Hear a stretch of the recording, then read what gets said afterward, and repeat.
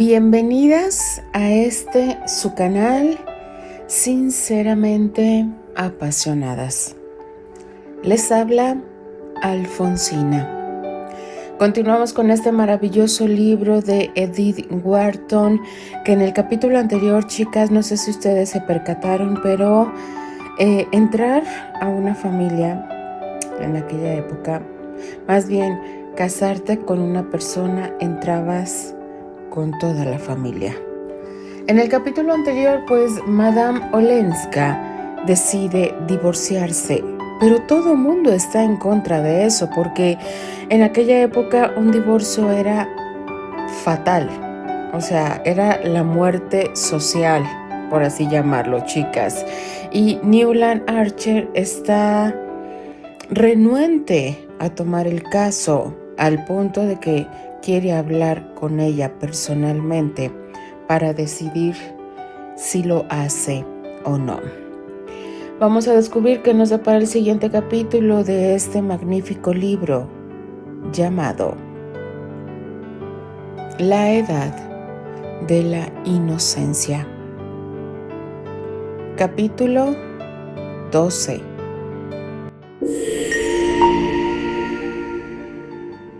En la anticuada Nueva York se cenaba a las 7 y la costumbre de hacer visitas después de comida, aunque en el círculo de Archer se la ridiculizaba, aún prevalecía.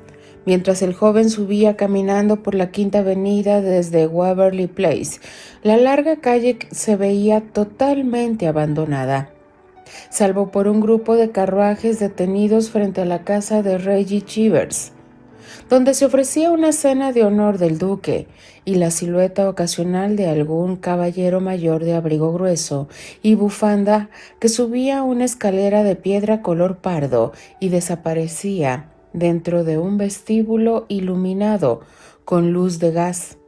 Cuando cruzaba Washington Square, Archer divisó al anciano Mr. Dulac, que llegaba a visitar a sus primos los Dagonet, y doblando la esquina de la calle 10 Oeste, vio a Mr. Skyward, de su misma firma, que seguramente iba a visitar a Miss Lennings.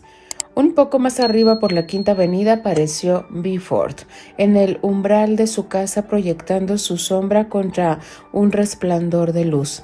Subió en su berlina privada y se alejó hacia un destino misterioso y probablemente innombrable. No era una noche de ópera y nadie ofrecía fiestas, de modo que la salida de Beaufort era sin lugar a dudas de naturaleza clandestina. Archer la asoció en su mente con una casita más allá de Lexington Avenue, en la que aparecieron recientemente jardineras y cortinas engalanadas con cintas en las ventanas, y donde se veía con frecuencia estacionado en la puerta la berlina color canario de Miss Fanny Wright, más allá de la pequeña y resbaladiza pirámide que componía el mundo de Mr. Archer. Existía un barrio que casi no estaba en los planos, habitado por artistas, músicos y gente que escribe. Estos dispuestos fragmentos de la humanidad nunca mostraron el menor deseo de amalgamarse con la estructura social. A pesar de sus pocos usuales costumbres, se decía que era, para la mayoría, muy respetables, pero preferían vivir a su manera. Medora Manson, en sus días de prosperidad, había inaugurado un salón literario, que de pronto fracasó debido a que los literatos se mostraban renuentes a acudir a él. Otros hicieron la misma tentativa y hubo toda una familia Blenker, una madre intensa y voluble y 3 hijas de aspecto desaliñado que la imitaban donde solía verse a Edwin Booth y Patty y William Winter, y al nuevo actor shakespeariano George Rignall, y algunos editores de revistas y críticos de música y literatura. Tanto Mr. Archer como sus amistades sentían algo de timidez respecto a esas personas. Eran raras, inconstantes, tenían en el fondo de sus vidas y de sus mentes cosas que uno no conocía. En el círculo que rodeaba a Archer existía gran respeto por el arte y la literatura, y Mr. Archer se daba el trabajo de enseñar a sus hijos lo infinitamente más agradable y culta que había sido la sociedad en tiempos de personajes como Washington Irving, Fitzgerald Halleck y el poeta de The Culprit Fate. Los autores más celebrados de aquella generación eran caballeros.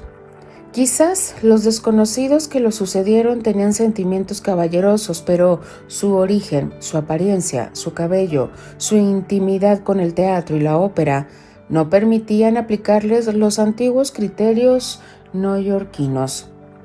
Cuando yo era niña, decía siempre Mr. Archer, conocíamos a todo el mundo entre las Battery y Canal Street, y solo la gente conocida tenía carruaje.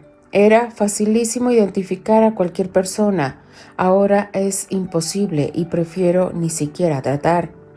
Solo la anciana Catherine Mingot, con su falta de prejuicios morales y su indiferencia casi advenediza ante las distinciones más sutiles, podía haber abierto un puente al abismo, pero nunca abrió un libro ni miró un cuadro. Y solo le gustaba la música que le recordaba sus noches de gala en Les Italiens, en sus días triunfales en las Tullerías. Probablemente Bifford, que la igualaba en osadía, habría logrado la fusión, pero su elegante mansión y sus criados en medias de seda eran un obstáculo a la sociabilidad informal. Además, era tan iletrado como Mr. Mingot y consideraba a los tipos que escriben unos simples proveedores pagados de placeres para ricos. Y jamás nadie lo suficientemente rico como para influenciar su opinión se lo había discutido. Newland Archer tuvo conciencia de todo esto desde sus primeros recuerdos y los aceptó como parte de la estructura de su universo.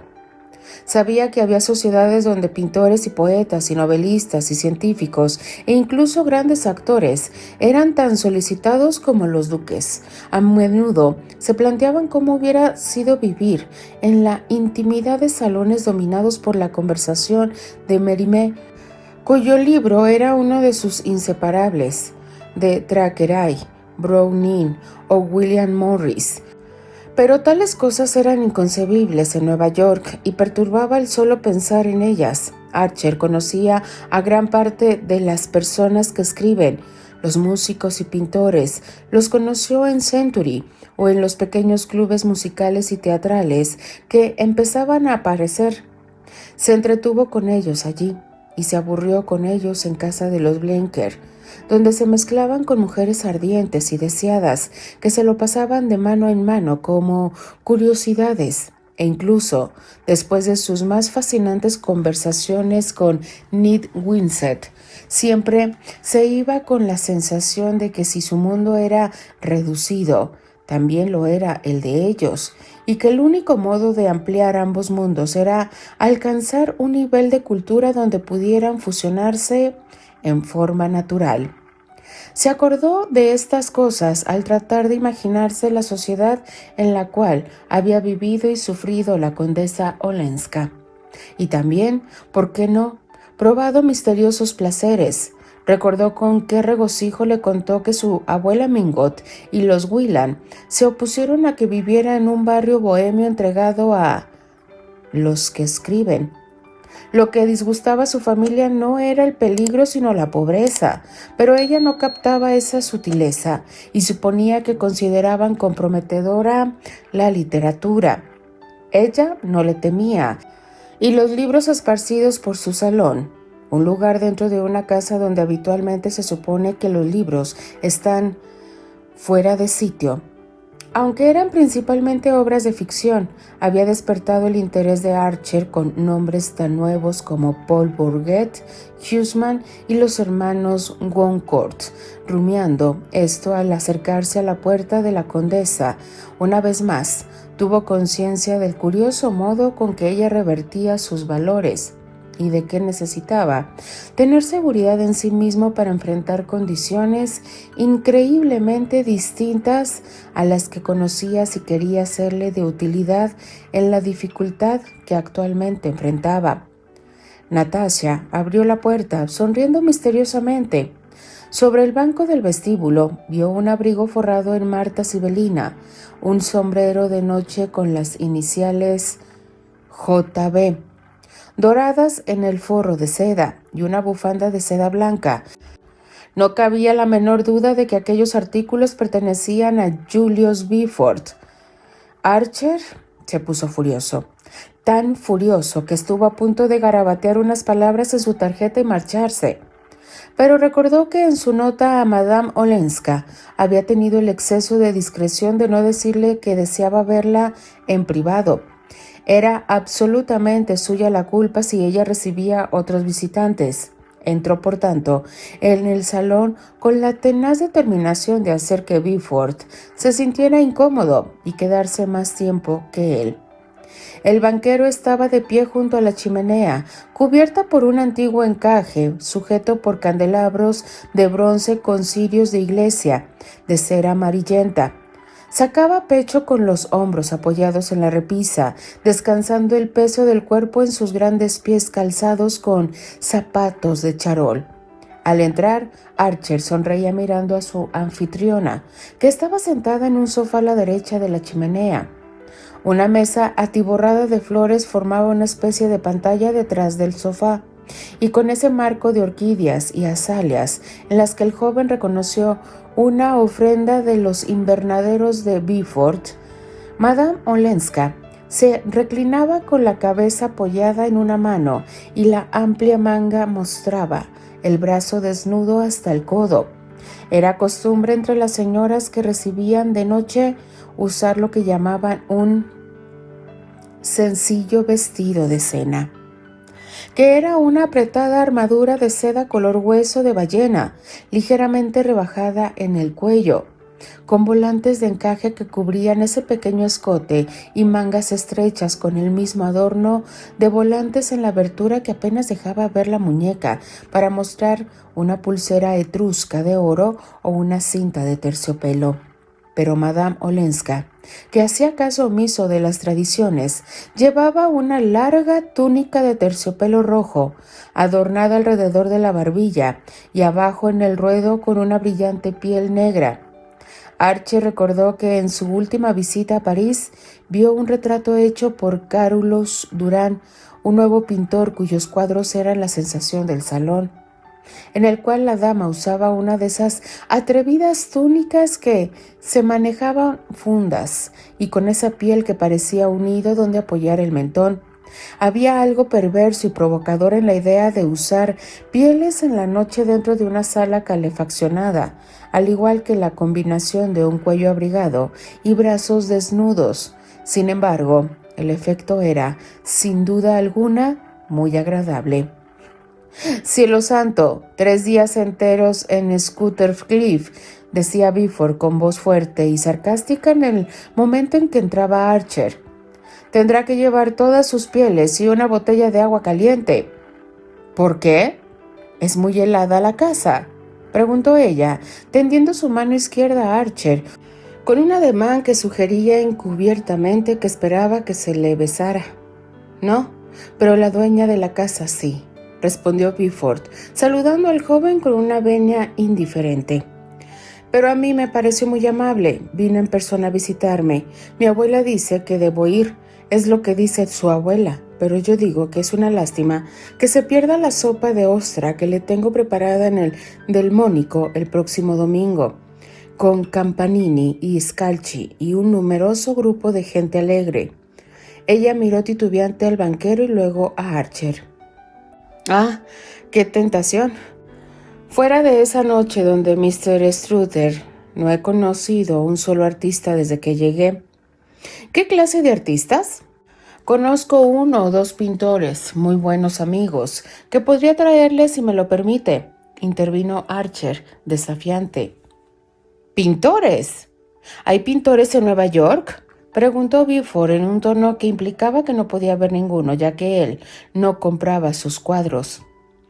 «Me encantaría», dijo Madame Olenska, dirigiendo una seria sonrisa a Archer, pero en realidad estaba pensando en artistas dramáticos, cantantes, actores, músicos.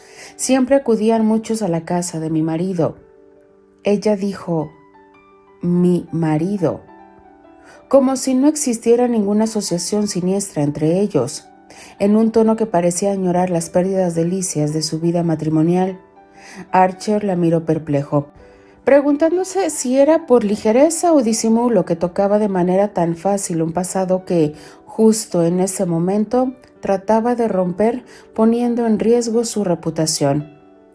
«Pienso», continuó la condesa dirigiéndose a ambos, «que un imprevu ayuda a la diversión. Tal vez sea un error ver todos los días a la misma gente. Es lo más aburrido del mundo», se quejó Beaufort. «Nueva York se muere de aburrimiento y cuando trato de darle un poco de vida, usted me vuelve la espalda. Vamos, piénselo bien. Este domingo es su última oportunidad porque Campanini se marcha la semana próxima a Baltimore y Filadelfia.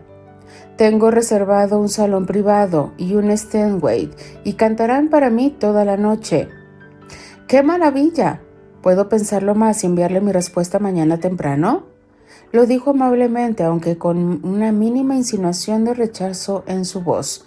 Evidentemente Beaufort lo captó y, como no estaba acostumbrado a los rechazos, la siguió mirando fijo con una expresión obstinada en sus ojos. «¿Por qué no ahora?». «Es algo muy serio para decidirlo a estas horas de la noche. ¿Le parece que es tarde?».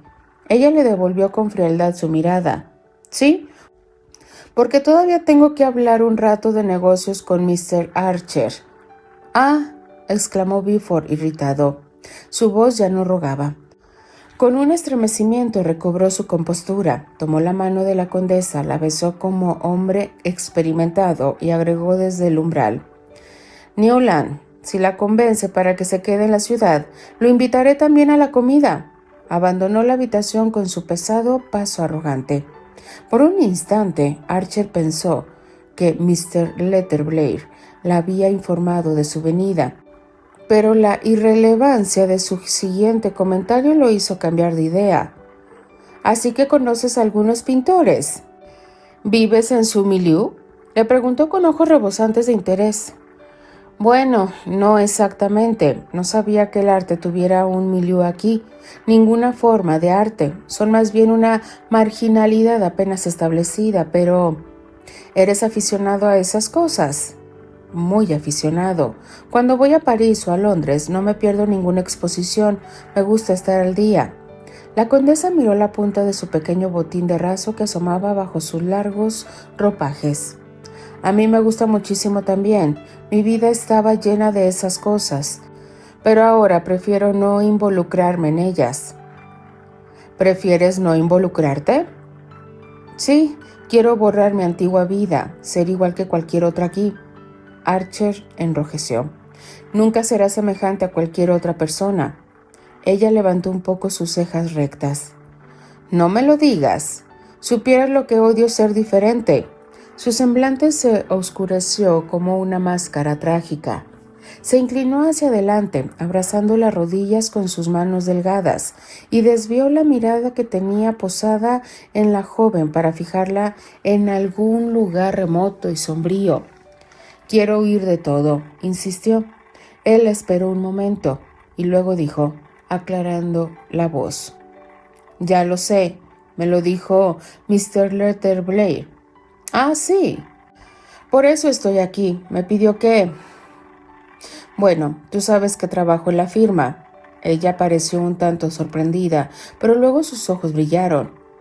«¿Quieres decir que puedes manejar todo esto por mí? ¿Que puedo hablar contigo en vez de Mr. Letterblair? Oh, será mucho más fácil».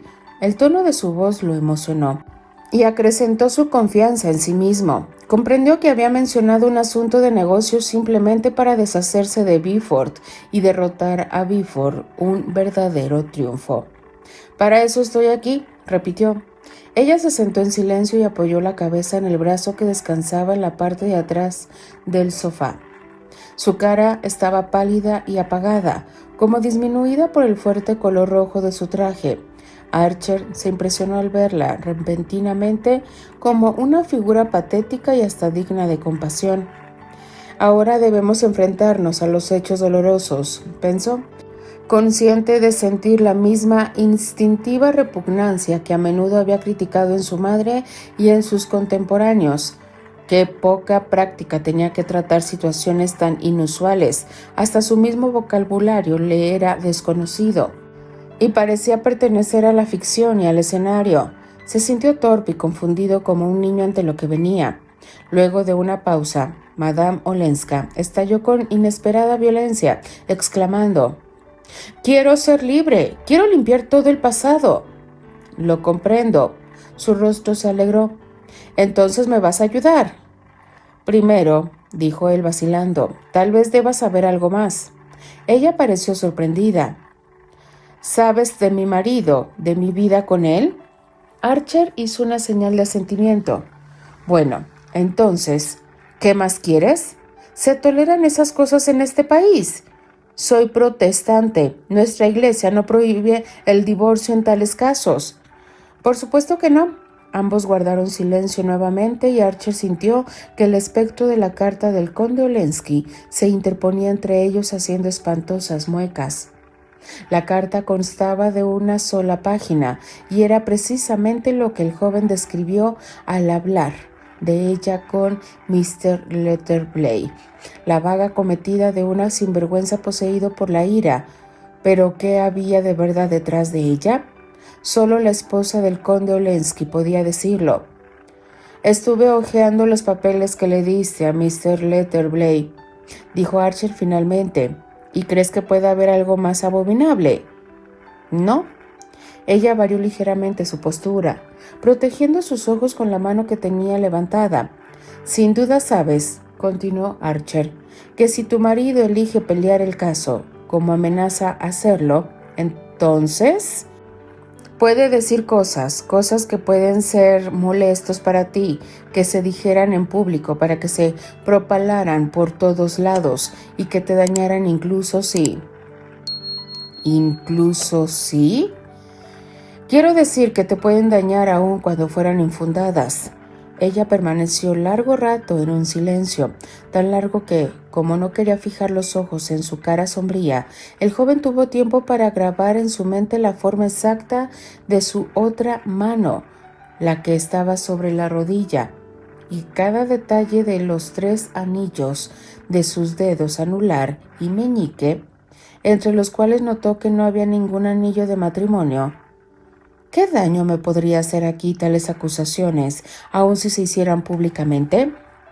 Tuvo en la punta de la lengua exclamar: «Pobre inocente, mucho más daño que en cualquier otra parte», pero en lugar de eso respondió con voz que a sus oídos sonó parecida a la de Mr. Letterblay: «La sociedad de Nueva York es un mundo muy pequeño comparado con el mundo en que tú viviste, y está gobernada, a pesar de las apariencias, por un pequeño grupo de personas con ideas, diremos, bastante anticuadas».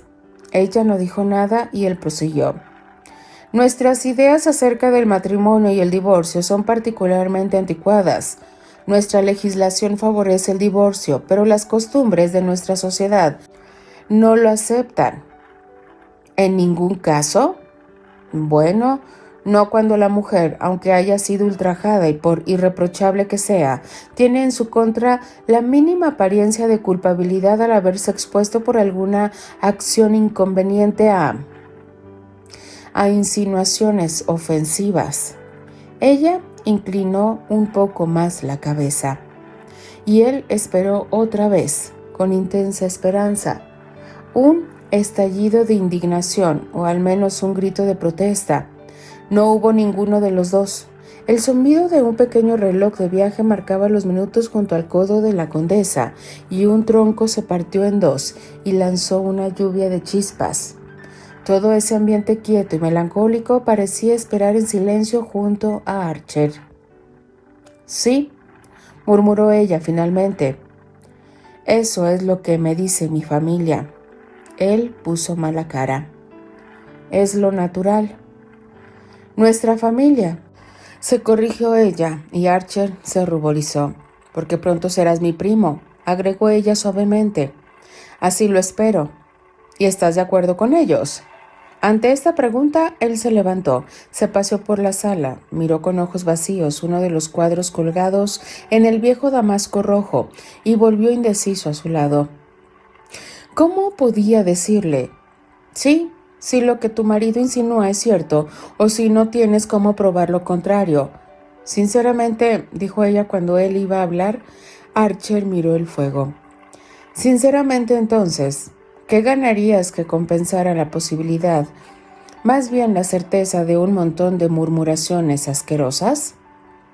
Pero mi libertad no vale nada. Cruzó por la mente de Archer en ese instante la idea de que los cargos en la carta eran verdaderos y que ella quería casarse con su compañero de delito. ¿Cómo podía decirle que sí, realmente había urdido tal plan, las leyes de Estado le eran inexorablemente adversas? La sola sospecha de que tuviera aquella idea en su mente lo hizo endurecerse e impacientarse. ¿Pero no eres libre como el aire?, le replicó. ¿Quién te puede tocar? Mr. Letterblay me dijo que tu situación financiera había sido arreglada. Ah, sí, dijo ella con indiferencia. Bueno, entonces, ¿vale la pena arriesgarte a algo que puede ser infinitamente desagradable y doloroso? Piensa en la prensa, en su villanía. Todo es estúpido y estrecho e injusto, pero no podemos rehacer la sociedad. No, admitió ella. Lo dijo en un tono tan apagado y desconsolado que Archer se arrepintió de inmediato de la dureza de sus propios pensamientos. El individuo en tales casos es casi siempre sacrificado a lo que se supone ser el interés colectivo. La gente se apega a cualquier convención que mantenga unida a la familia, que proteja a los hijos si los hay. Divagó Archer, dejando salir el tropel todo a caudal de frases que se agolpaban a sus labios en su intenso deseo de cubrir la fea realidad que su silencio parecía dejar al desnudo. Ya que ella no quería o no podía decir la única palabra que hubiera limpiado el aire, no deseaba que sintiera que él trataba de investigar sus secretos. Mejor quedarse en la superficie, al prudente estilo neoyorquino, que arriesgarse a abrir una herida que no pudiera sanar. Mi deber, ya sabes, prosiguió, es ayudarte a ver estas cosas como las ve la gente que más te quiere. Los Mingot, los Whelan, los Van der Luden, todos tus amigos y conocidos. Si no te molestara honestamente cómo juzgan ellos tales cuestiones, no sería correcto de mi parte, ¿no crees? Habló con insistencia, casi suplicándole con sus ansias por llenar ese silencio abrumador. No, no sería correcto, dijo ella lentamente. El fuego se había ido reduciendo a cenizas grisáceas y una de las lámparas titilaba como un llamado de atención. Madame Olenska se levantó, la apagó y volvió al lado del fuego, pero sin retomar su asiento. El quedarse de pie significaba que no quedaba nada más que decir. Y Archer también se levantó de su sillón. Muy bien, haré lo que tú quieras que haga, dijo la condesa abruptamente. La sangre coloreó el rostro de Archer y, sorprendido por la súbita redención de la condesa, tomó torpemente sus manos entre las suyas. Lo único que quiero es ayudarte, dijo. Se inclinó y apoyó sus labios en las manos de ella, que estaban frías e inertes. La condesa las tiró y él se dirigió hacia la puerta. Encontró su abrigo y su sombrero a la mortecina luz de la lámpara de gas del vestíbulo y se sumergió en la noche invernal, estallando en la tardía elocuencia de los seres incapaces de expresarse en el momento oportuno. Continuará. Qué difícil debe haber sido aquella época, chicas, porque Anteriormente habíamos hablado de la sociedad inglesa, cómo se manejaba, pero viendo la sociedad neoyorquina, de verdad que eran asfixiantes, y más con una mujer que solo deseaba su libertad y no estar atada a una persona que no la valoró, que no la respetó y sobre todo que no la amó. Denle like a la narración, déjenme sus maravillosos comentarios. Yo simplemente me despido. Les habla Alfonsina, la chica de los labios rojos, y de parte de las apasionadas.